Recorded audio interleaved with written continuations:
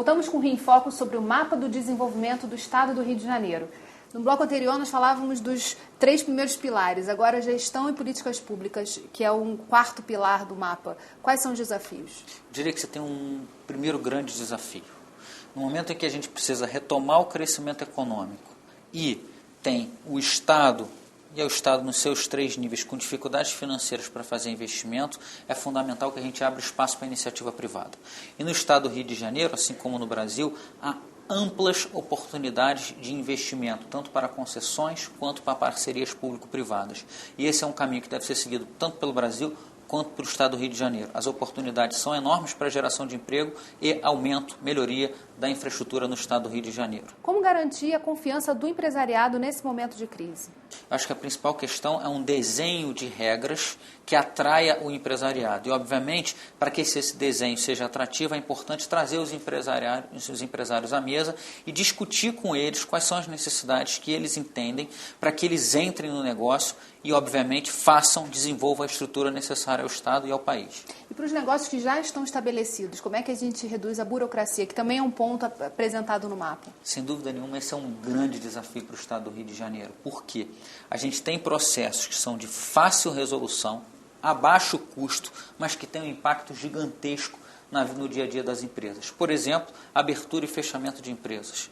Hoje as empresas demoram meses para abrir, fechar ou fazer uma alteração contratual.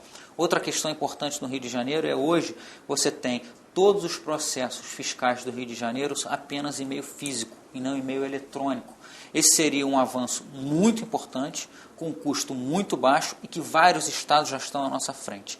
Então é importante a gente focar também em questões pequenas, mas de grande impacto para o dia a dia das empresas. E com certeza a transformação do processo fiscal de físico para eletrônico é um grande passo nesse sentido e um grande exemplo. Agora, o quinto e último pilar desse mapa aborda a questão da gestão empresarial e os desafios dos empresários, o que eles precisam vencer nesse horizonte de 2025. Quais são os principais pontos? Obviamente, o ambiente de negócios, ele não se faz só com as questões externas às empresas.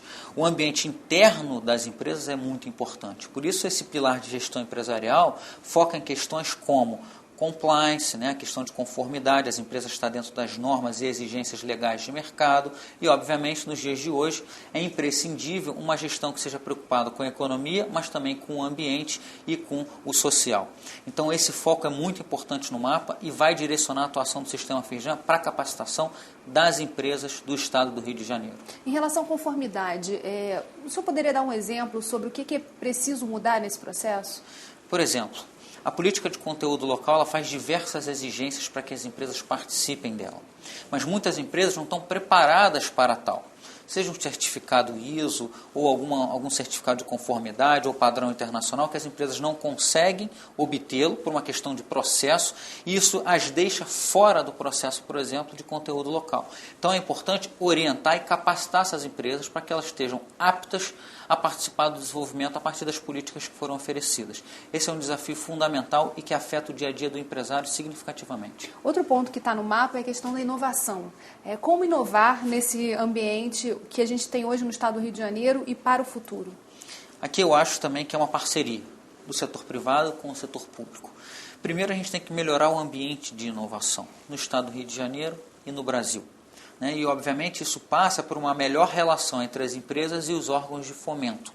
Então, é preciso estreitar essas relações. As empresas precisam ter acesso claro e fácil às formas de financiamento, às condições, os prazos, aos critérios de elegibilidade para se adquirir um financiamento. Esse relacionamento tem que melhorar. Talvez a gente possa pensar num portal eletrônico que você tenha os prazos bem definidos, os critérios de elegibilidade para que você possa fazer um financiamento para a inovação.